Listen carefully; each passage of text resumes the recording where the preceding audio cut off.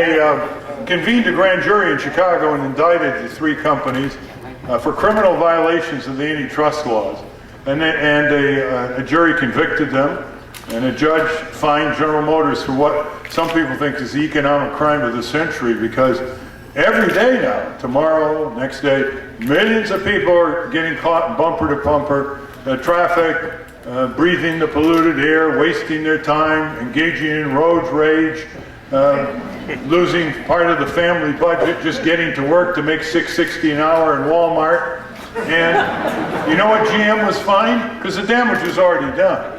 $5,000. Now, this is an example of corporate power.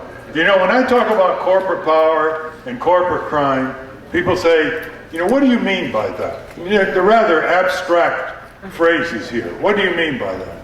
But one thing I mean is the corporations are pretty good at wasting our time. And we waste time now every day of our lives. I mean, the other day I tried to call United Airlines. And it was about 11 at night, and right away this authoritative voice comes on telling us how they've changed the system and our business is important.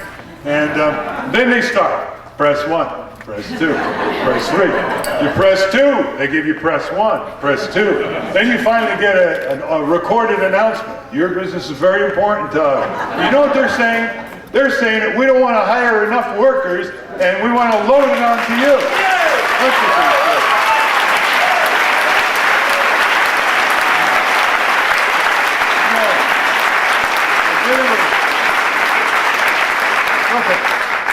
Let me just run, for anybody who doubts, when concentration of power and wealth is in too few hands, how people's everyday lives are affected. Let me just run through a few quickies. The coal industry. The coal industry has not only raped and predated Appalachia with huge scars in the earth and subsidence of homes on abandoned hollow coal mines, and now the company's nowhere to be seen, to be sued. But their recklessness in exposing coal miners not only to mine collapse, but also to black lung disease, the coal dust, has killed more miners since 1890 than all the Americans killed in World War II. That's for starters. Try the asbestos companies, who knew in internal company memos revealed in litigation back in the 1930s that asbestos was connected with asbestosis and mesothelioma, a very horrendous type of stomach and esophagus cancer. A couple 100,000 people died before the lawyers representing the victims began suing the asbestos companies in the 70s and 80s and blew the top over one of these greatest industrial cover-ups in American history. Now asbestos is being phased out rapidly, but so much of the damage was done. Even asbestos workers loaded with asbestos in their coveralls, going home and exposing their spouses and their kids to this deadly particulate. And let's take the air polluters. They're costing 65,000 lives a year, according to the EPA. And preventable deaths. That's more than 3 times the number of homicides in this country last year, about which so much is televised and written. And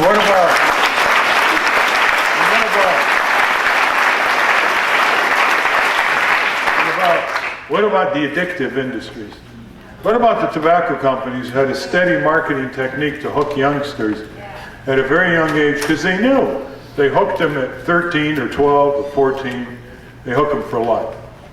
Now, there's got to be a new definition of child molestation, isn't there?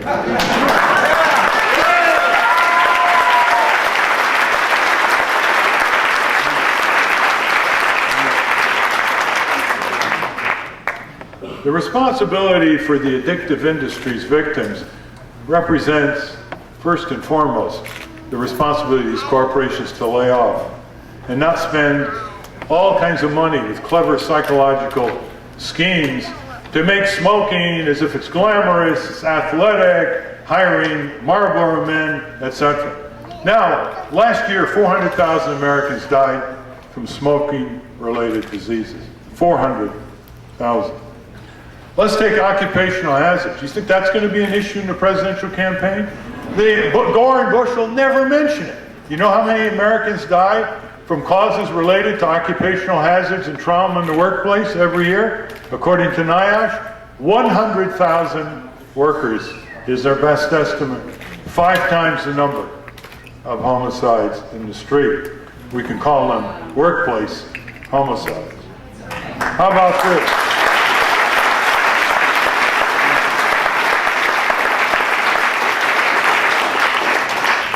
Medical malpractice. You think that's going to be an issue in the debates?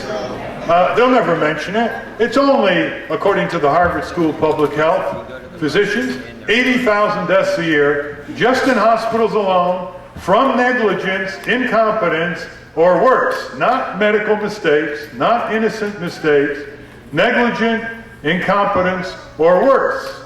80,000 deaths a year, not counting emergency rooms, doctor clinics, or community health clinics. Just hospitals. 80,000 deaths a year. How about this? How about the invasion of privacy? These corporations are going to know, these corporations know more about your personal lives than any dictatorship in the world. They know what you buy, what you don't buy, who you associate with, when you've paid your bills, what prescription drugs you're taking, what ailments you have. Pretty soon they're going to know all about your genetic characterization.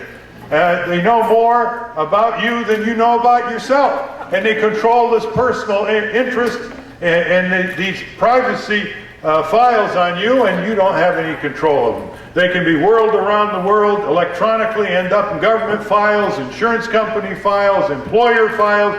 You lose a job, you can't get credit, you don't know what it's for. A phantom invasion of privacy, which Justice Brandeis, when he was a lawyer in 1890, thought was a constitutional right, and has been considered such as well. How about just in terms of good old economic rip-offs? How about that, huh? Well, let's try rip-offs you don't even feel, but you pay for. That's the genius of corporate criminals, you see? It's rip-offs you don't feel, but you pay for. In 1992, the General Accounting Office estimated that 10% of your health care bill is drained away by billing fraud and abuse. You know, the computerized bills you get from hospitals and clinics, etc., that no one can read because they're in code. You have to pay a bill that no one can understand. The telephone bills are getting that way. The electric bills are getting that way. Well, you know what that amounts to this year? $110 billion with a B. And that would cover probably half of the people in this country who aren't covered. Nearly half. And that's just another example. How about the auto repair frauds? Huh? You know, how about the auto dealers who've perfected ways they can strip you of your hard-earned dollars? You know, there's a corporate crime wave in this country, and our government is not doing that kind of thing.